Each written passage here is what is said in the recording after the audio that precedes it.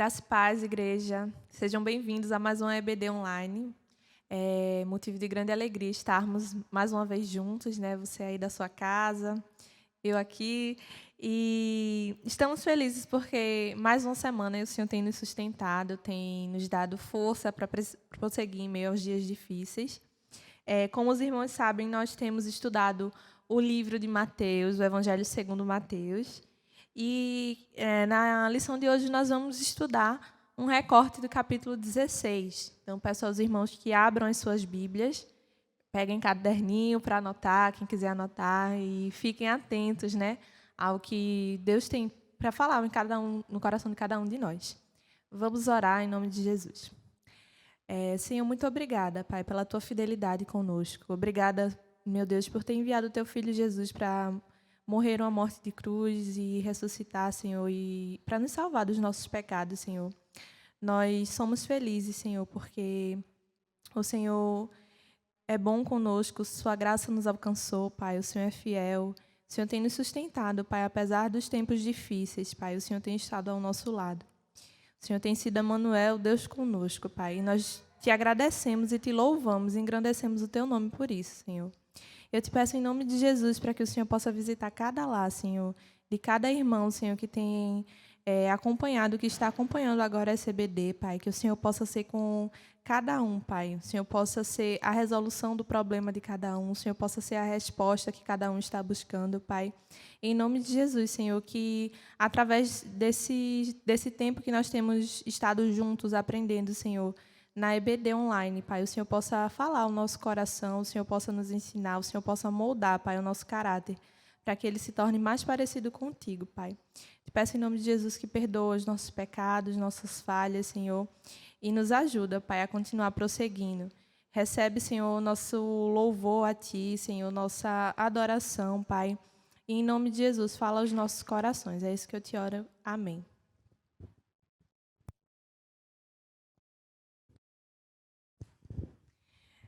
Irmãos, como eu falei, nós vamos estudar na lição de hoje o capítulo 16 do Evangelho segundo Mateus. Eu peço que os irmãos abram a Bíblia de vocês. Nós vamos começar lendo a primeira parte, o capítulo 16, do versículo 1 a 4, que diz assim: E chegando-se os fariseus e os saduceus para o tentarem, pediram-lhe que lhe mostrasse algum sinal do céu. Mas ele, respondendo, disse-lhe: Quando é chegada a tarde, dizeis: haverá bom tempo, porque o céu está rubro. E pela manhã, hoje haverá tempestade, porque o céu está de um vermelho sombrio. Hipócritas, sabeis diferenciar a face do céu e não conheceis os sinais do tempo? Uma geração má e adúltera pede um sinal, e nenhum sinal lhe será dado, senão o sinal do profeta Jonas. E deixando-os, retirou-se. Nós vamos dividir esse capítulo por alguns bloquinhos. E aí, à medida que nós formos ler os versos de cada parte, nós vamos dar uma pausa para tentar se contextualizar naquela história, certo? Nesses 4 primeiros versos, nós percebemos que logo nos primeiros versos eles falam que estavam os fariseus e os saduceus e interrogaram Jesus pedindo que ele lhe mostrasse um sinal do céu. E aí Jesus responde, né, dizendo que eles são uma geração má e adúltera que pedem um sinal, mas nenhum sinal lhe será dado, senão o sinal do profeta Jonas. Como nós conseguimos ver lá no capítulo 12, quando estudamos a respeito do milagre de Jonas, né, no capítulo 12. E por que será que Jesus teve essa reação em chamá-los de geração má e adúltera? Quem eram os fariseus e quem eram os saduceus? Primeiro, a gente pode perceber que, se Jesus disse que eles eram uma geração má e adúltera, nós podemos ver que havia hostilidade neles.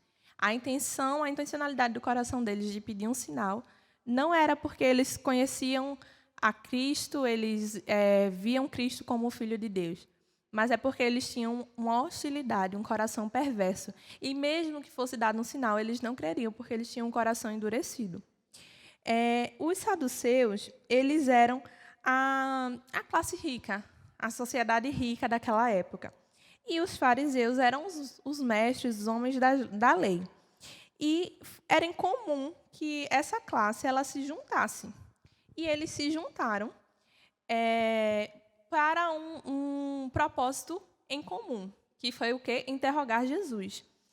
E é interessante a gente perceber que essas duas classes eles tinham diferenças bem distintas, como eu falei, mas os dois se juntaram e exigiram a Deus, a Jesus, um sinal.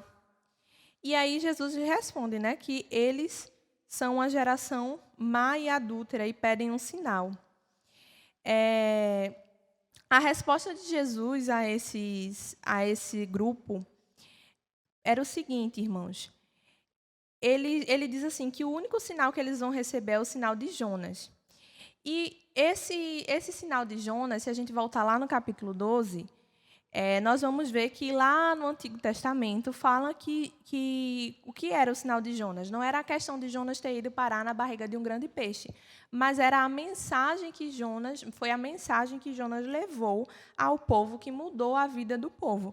Então, nessa passagem, Cristo faz uma alusão, faz uma menção, né, ao que ele viria a sofrer, que era morrer e ressuscitar. E aí, eles confrontam, esses saduceus e esses fariseus confrontam Jesus pedindo um sinal.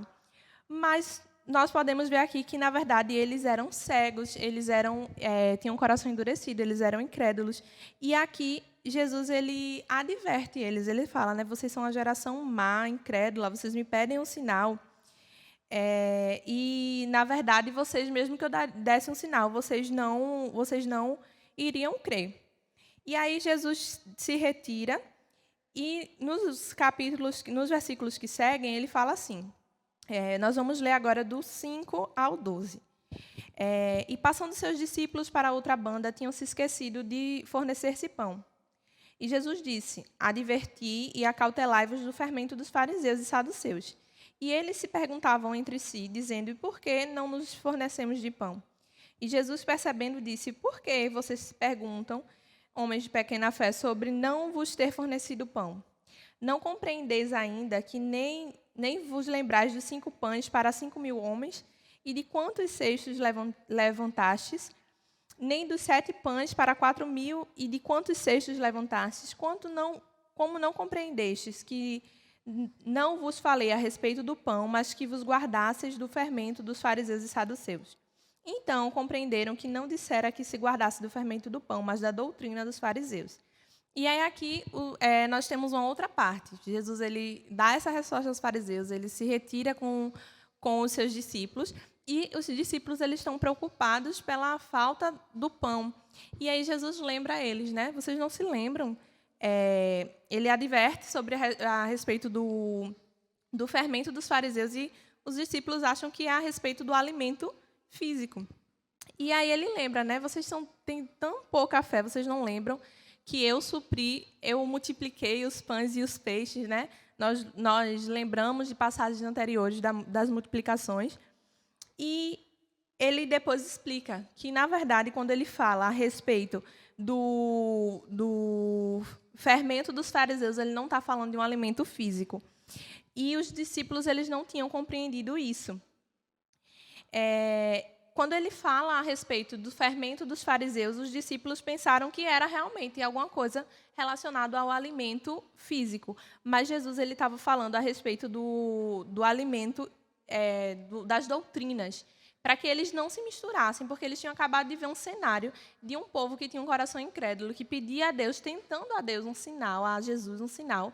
E Jesus estava advertendo eles justamente isso. Não sejam como os saduceus, homens né, de riquezas, mas que são políticos, que estão lá na influência, mas que têm um coração endurecido. Não sejam como os fariseus, que guardam as leis, que conhecem as leis, mas que se deixam levar pela aquele deve, não deve, se deixam levar pela religiosidade. Então, era sobre isso que Jesus estava falando com os discípulos. Ele estava advertindo aos discípulos que eles não se preocupassem com coisas que fossem insignificantes, mas que eles confiassem na presença de Jesus, e que, quando ele fala, né, vocês não se lembram que dos 5 pães, vocês não se lembram dos 7 pães, das multiplicações, então descansem, não se preocupem com coisas insignificantes.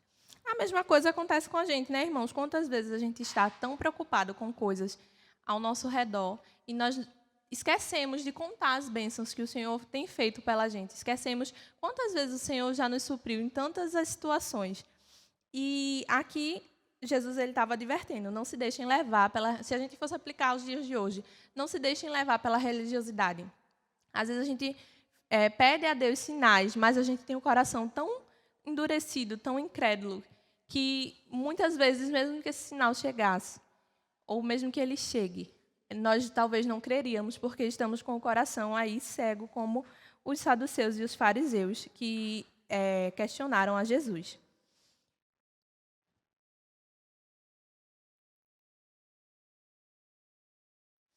Então, nós podemos pensar que a gente não deve se prender às coisas materiais, não deve se prender às coisas terrenas, mas sempre se lembrar quem Jesus é, o que Ele tem feito por nós, e não nos deixar abatermos pelas circunstâncias externas, endurecer o nosso coração pelas circunstâncias externas. Continuando, no mesmo capítulo, no versículo 13, nós temos um outro cenário. Então, nós temos o primeiro cenário, que Jesus é interrogado, depois Jesus sai, adverte os seus discípulos não compreendem, aí Jesus explica, e depois ele sai, ele diz assim, e chegando Jesus às partes de Cesareia de Filipe, interrogou os seus discípulos, dizendo, quem dizem os homens ser o filho do homem? E eles disseram, uns dizem que ele é João Batista, outros dizem que ele é Elias, outros que ele é Jeremias, outros que ele é profeta. E ele disse-lhe, e vós, quem dizes que eu sou? Até aí nós vamos segurar. Então, imagine, Jesus ele é questionado, depois ele sai, adverte os discípulos sobre aquele questionamento.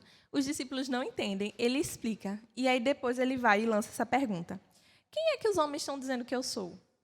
E vocês, quem estão dizendo que eu sou? Imagine o cenário, Jesus talvez angustiado, preocupado, porque será que alguém estava entendendo quem ele era? Ou será que todos estavam se comportando como fariseus e saduceus, que estavam com o coração endurecido em relação a ele? E imagine, assim, é uma situação hipotética, né? O texto não diz se ele estava angustiado, mas a gente pode tentar pensar assim. Imagine se fôssemos nós. A gente está lá explicando. Quem é professor sabe disso. A gente lá explica uma coisa, explica o aluno, explica de novo. E aí, daqui a pouco, o aluno faz a mesma pergunta. Professora, isso, né? A gente fica, meu Deus, eu não ensinei nada. Imagine Jesus nessa situação. Ele é interrogado, ele tem aquela reação de dar uma resposta dura aos fariseus e aos saduceus.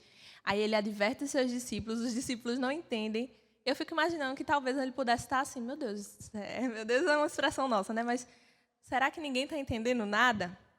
E o tempo dele estava acabando, né? Estava chegando ao fim, e ele precisaria passar ensinamentos aos seus discípulos. Ele sabia que o tempo dele era breve. Então, ele precisava se certificar que as pessoas, que os discípulos, principalmente, né, estavam compreendendo a respeito de quem ele era e o que ele tinha vindo fazer. E aí ele pergunta, né, quem as pessoas acham que eu sou? Né? Ele pergunta não com essas palavras, mas ele diz assim, quem os homens dizem ser o Filho do Homem? E vocês, quem acham que eu sou? E aí nós temos na continuação, a partir do versículo 16, Simão interrompe, né? Ele diz assim, tu és o Cristo, o Filho do Deus vivo.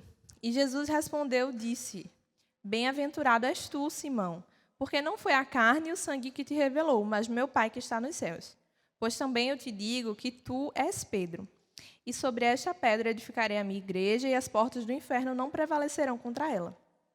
E eu te darei as chaves do reino dos céus, e tudo que ligares na terra será ligado no céu, e tudo que desligares na terra será desligado nos céus. Então, vejam só, alguns diziam que Jesus ele era João Batista. Por que João Batista, né? Talvez pela figura do profeta, então o profeta que veio depois de João Batista. Outros diziam que ele era Elias, porque ele fazia coisas grandes. Outros chegavam a dizer que ele era Jeremias. porque tinha essa questão da expectativa do povo de Israel a respeito. E aí a gente pode pensar assim, que Jesus ele pergunta, né, vocês, quem dizem que eu sou? E essa pergunta a gente pode imaginar como um silêncio, porque vejam, ele pergunta e eu fico imaginando a cena logo depois de Pedro interrompe. E Pedro interrompe dizendo, tu és o Cristo, o Filho do Deus vivo. E essa confissão, né, na minha Bíblia tem até como a confissão de Pedro. Essa confissão de Pedro, ela indica uma coisa muito interessante. Primeiro, a gente pode pensar, apenas Pedro interrompeu e disse que ele era o Cristo, filho do Deus vivo. Então, a gente pode perceber que Pedro ele teve um reconhecimento, um encontro pessoal. Ele reconheceu. Uns estão dizendo que ele é isso, outros estão, mas eu digo que tu és o Cristo. Além disso, a gente pode perceber também que, além desse conhecimento pessoal, vejam que ele pergunta assim, primeiro, quem as pessoas dizem que eu sou? Mas aí depois ele direciona a pergunta mais especificamente, quem vocês dizem que eu sou? Porque as pessoas estavam dizendo muitas coisas, mas aqueles a quem ele direciona a pergunta eram pessoas específicas, eram o círculo mais fechado com quem Jesus andava, eram seus discípulos. E ele pergunta, e vocês, quem vocês dizem que eu sou? Então, aqui, nessa confissão de Pedro, a gente pode perceber que ele tem um encontro. Ele diz, né? Tu és o Cristo. Ele reconhece no íntimo dele, pessoalmente, que ele era o Cristo. Então, é uma descoberta pessoal. E a gente pode pensar que, em resposta, Jesus diz, né? Bem-aventurado és tu. E o que é ser bem-aventurado? Ser feliz, certo? Então, a gente pode tirar uma lição daí, que o conhecimento de Cristo traz felicidade. E aí eu direciono, né? Assim como eu me senti direcionada.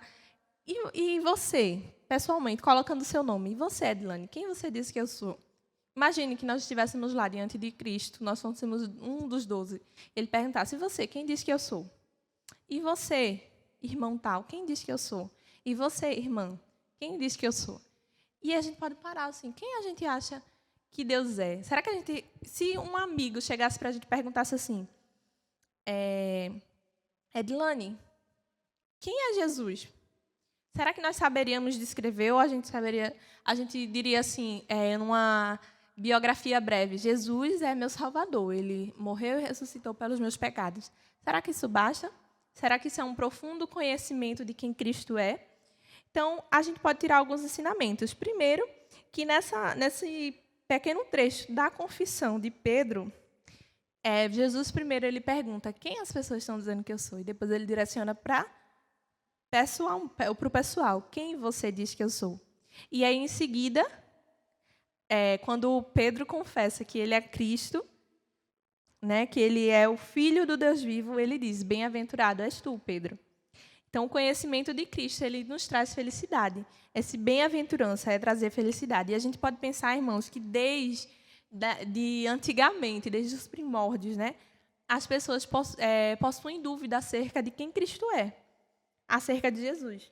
As pessoas, muitas dúvidas surgem acerca de Jesus. E nós, enquanto igreja, temos esse dever de conhecer a Cristo, de buscá-lo, né? Se a gente conhece a Cristo pessoalmente, de conhecê-lo mais e mais e fazê-lo conhecido. E levar para fora das igrejas, das quatro paredes, esse conhecimento de Cristo, essa interrogação que existe na cabeça das pessoas a respeito de Cristo. E aí, depois ele fala, né, que, pois também eu te digo, Pedro, que tu és pedra, e edificarei a minha igreja, e as portas do inferno não prevalecerão contra ela. Eu te darei chaves do reino dos céus, e tudo que ligares na terra será ligado no céu, e tudo que desligares na terra será desligado nos céus. E é interessante a gente pensar que eu não vou me aprofundar nessa parte do texto, porque ela traz vários entendimentos diferentes, né, acerca do mesmo texto. Mas é interessante a gente pensar nesse texto suponhando a seguinte possibilidade. Se a gente pensar que quando ele diz assim que sobre essa pedra edificarei a minha igreja. Se nós pensarmos que a rocha a qual a igreja se fundamenta é a crença, a fé, a convicção de que não há nenhum outro senão o Filho de Deus, a gente pode ligar essa verdade a essa questão de que Jesus disse a respeito de Pedro. Então, ele revelou uma confissão sobre quem era o Cristo, e é justamente sobre essa confissão de quem é Cristo, do conhecimento de Cristo, que a igreja está edificada, que existe a fé e a convicção de quem é Jesus. Aí ele segue os versículos dizendo assim: então, mandou os seus discípulos que a ninguém dissessem que ele era o Cristo. Desde então, começou Jesus a mostrar aos seus discípulos que ele convinha ir a Jerusalém e padecer muitos dos anciões e dos principais, dos sacerdotes e dos escribas, e ser morto e ressuscitar ao terceiro dia. E Pedro, tomando-o de parte, começou a repreendê-lo, dizendo: Senhor, tem compaixão, de modo nenhum te acontecerá isso. E ele, porém, voltando, disse a Pedro: Afasta-te de mim, Satanás, que me serves de escândalo, porque não compreendes as coisas que são de Deus, mas só os que são dos homens. Aí, quando a gente faz a leitura dessa parte, né, a gente fica meio assim, né? Nossa, o que foi que aconteceu nessa narrativa? Mas, até então, Jesus não tinha revelado que ele era o Cristo, ele não tinha revelado que ele era o Messias. Ele estava exercendo seu ministério, ele estava exercendo seus milagres, tinha uma especulação a respeito de quem era Cristo, mas as pessoas tinham o coração endurecido. Até hoje, muitos não creem que Cristo veio, morreu e ressuscitou ao terceiro dia. E tinha muitas especulações. O povo passou por esse tempo de silêncio. Depois veio João Batista. Então, eles associavam Cristo a um profeta e não ao Messias. Mas quando houve, da parte dos discípulos, né, de Pedro principalmente, essa confissão, que tinham entendido que ele era o Cristo, era o Filho de Deus, ele começou a revelar mais explicitamente o que é que ele vinha fazer. Ele já vinha falando isso sobre o reino dos céus, ele já vinha falando coisas para os discípulos decifrarem, né? Mas, até então, ele não tinha sido tão específico. E aí ele fala, né, que quem revelou isso sobre ele ser o Cristo foi o próprio Espírito Santo, né? Quem te revelou foi o Pai que está nos céus, ele fala. E aí, os discípulos, claro, a reação deles, quando ele começa a dizer que ele tem que sofrer, que ele vai ter que padecer, os discípulos ficam, não, Senhor, né? Pedro, principalmente, né, que tem aquele temperamento, não, Senhor, não. Mas Jesus sabia que era a missão dele a ser cumprida. Ele veio com um objetivo específico, ele sabia que ele teria que passar por aquilo. Quando a gente lembra, né, da oração de Jesus, Pai, se possível, afasta de mim o seu cálice, mas se não for, que seja feita a tua vontade, né? Então, ele sabia que ele teria que passar por aquilo. Então, por isso que ele fala para Pedro, né? Não fala essas coisas, que era uma forma de estar tirando ele da missão principal, que era a obediência a Deus nesse sentido de padecer numa cruz. Irmãos, e a lição que a gente pode tirar desses versos do capítulo 16 são algumas, né? Primeiro, a gente pode pensar, esse texto tem muitos detalhes, né? Muitos detalhes para a gente se situar na história, muitos detalhes para a gente conhecer mais, né, a Bíblia. Mas o que eu quero deixar para os irmãos, principalmente, aplicando para os dias de hoje, é que a gente tem que ter muito cuidado. Nós temos estudado sobre o reino dos céus, nós temos estudado sobre compaixão, sobre o que Jesus tem nos ensinado através das parábolas, da vida dele. E Jesus ele foi compassivo, ele nos mandou, né, como ordenança, amar o Senhor sobre todas as coisas e ao nosso próximo. Ele nos deixou muitos ensinamentos. E o que a gente pode retirar de ensinamento para os dias de hoje, do capítulo 16, é que, primeiro, a gente não pode se deixar levar pela religiosidade. Jesus, ele é o próprio Deus, ele é Cristo, o Filho de Deus vivo, ele é todo-poderoso para operar milagres e maravilhas. E se nós pedirmos sinais dos céus, sim, ele pode fazer isso. Mas nós precisamos ter o coração quebrantado. Lembra quando a gente estudou em outras EBDs, né, sobre a questão do coração humilhado, que é estar humilhado, é reconhecer a soberania de Deus. Então, nós precisamos ter esse coração quebrantado, humilhado, não deixar nosso coração ser endurecido, ser hostil a Cristo e à palavra de Deus. Não nos deixar levar pela religiosidade dentro das igrejas, né? Isso pode, isso não pode, isso e aquilo. Não, irmãos, a gente tem que ser transformado pela palavra. Muitas das coisas, muitas vezes, que são ensinadas, às vezes a pessoa nunca nem leu, a pessoa nem sabe por que faz aquilo. Ela só faz porque todo mundo faz, porque é uma tradição. Mas a gente precisa ser transformado pela palavra de Deus. A gente precisa abrir nossa Bíblia, pedir sabedoria ao Espírito Santo para que ele venha transformando nossa mente, nosso interior. Então, nós não podemos ser deixados levar pela religião. Não podemos ter o coração endurecido. Outra coisa que a gente consegue aprender com esse capítulo 16 é quem é Cristo, né? Quem é Cristo? Então, ele é o Filho do Deus vivo, ele é o próprio Deus, né? Lá em 1 João, o Evangelho de João, capítulo 1, diz o seguinte, né? Versículo 1 também. No princípio era o Verbo estava com Deus, e o Verbo era Deus. E ele estava no princípio com Deus. E todas as coisas foram feitas por ele, e sem ele, nada do que foi feito se fez. Nele estava a vida, e a vida era a luz dos homens. E a luz resplandece nas trevas, e as trevas não a compreenderam.